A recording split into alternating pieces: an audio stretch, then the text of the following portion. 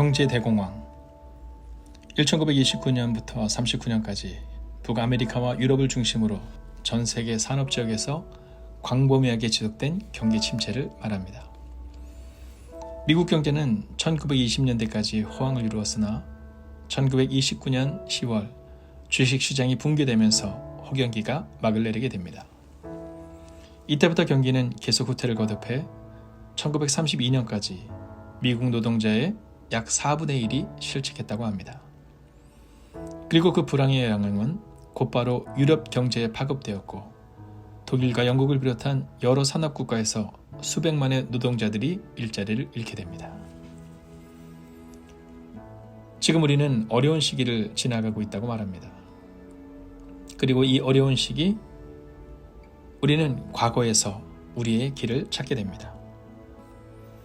유럽의 국가들과 미국은 이 위기를 극복하기 위해 여러 가지 대안을 제시합니다. 루즈벨트는 뉴딜 정책을 통해 이 위기를 극복하려 합니다. 히틀러도 마찬가지의 방법을 사용합니다. 당시 아우토반을 건설하기도 했지요. 물론 이 모든 것들이 이 경제 위기를 극복했다고 말할 수는 없을 겁니다. 이어지는 세계 대전을 통해 사실 미국은 조금 더 도약할 수 있었죠. 그러나 미국과 독일이 이 문제를 접근하는 방식은 매우 달랐습니다. 히틀러는 분노를 정치의 원동력으로 삼았지요. 문제의 원인은 전임 정권에 있다는 겁니다.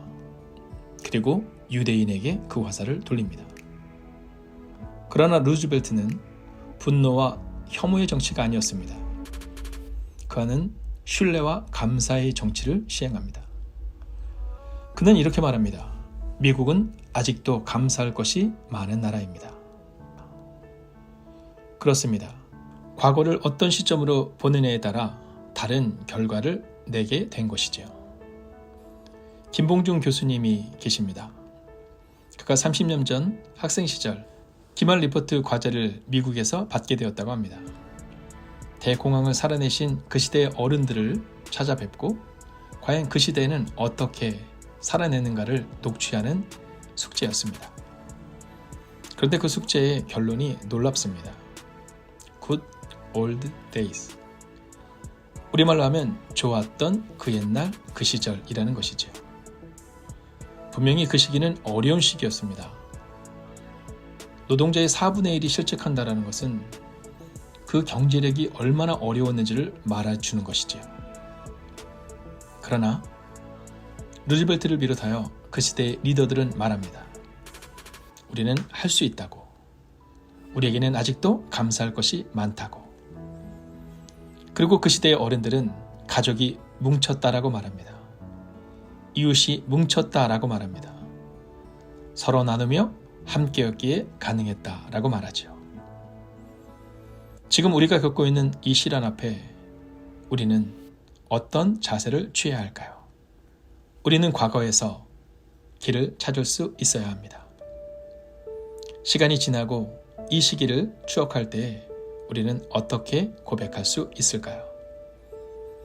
다시는 생각하기도 싫은 끔찍한 기억으로 남아야 할까요? 아니면 비록 힘들었지만, 비록 고단했지만 좋았던 그때 그 시절로 기억되어야 할까요? 선택은 우리에게 있습니다. 우리가 만약 오늘을 함께 이겨낸다면, 오늘을 믿음으로 살아낸다면 우리는 오랜 시간이 지난 후 오늘의 순간을 좋았던 그때 그 시절로 기억할 수 있을 것입니다. 성경은 우리에게 이렇게 말합니다. 너희를 두고 계획하고 있는 일들은 오직 나만이 알고 있다. 내가 너희를 두고 계획하고 있는 일들은 재앙이 아니라 번영이다. 너희에게 미래에 대한 희망을 주려는 것이다. 이것이 나의 계획이다. 오늘 그 계획 앞에 서기를 원합니다. 힘들고 어려운 시기를 지나가고 있지만 절망으로, 판단으로 혹은 낙심으로 오늘을 채워내지 마십시오. 오늘을 이겨냅시다. 오늘을 걸어냅시다. 오늘 함께 힘을 냅시다. 그래서 오늘 이 눈물의 순간이 오랜 시간이 지난 후 우리의 다음 세대에게 이렇게 말해줄 수 있는 시간이 되면 좋겠습니다. 그때 힘들었지. 그때 참 고단했지. 그렇지만 그때 좋았던 그 시절이었지. 그리고 그렇게 고백할 수 있었던 이유는 바로 누군가의 사랑 때문이었지. 그렇게 오늘을 사랑으로 살아내는 하루, 희망을 전해주는 하루, 낙심이 아니라 희망으로 채워나가는 하루를 살아내십시오. 여러분의 오늘을 응원합니다.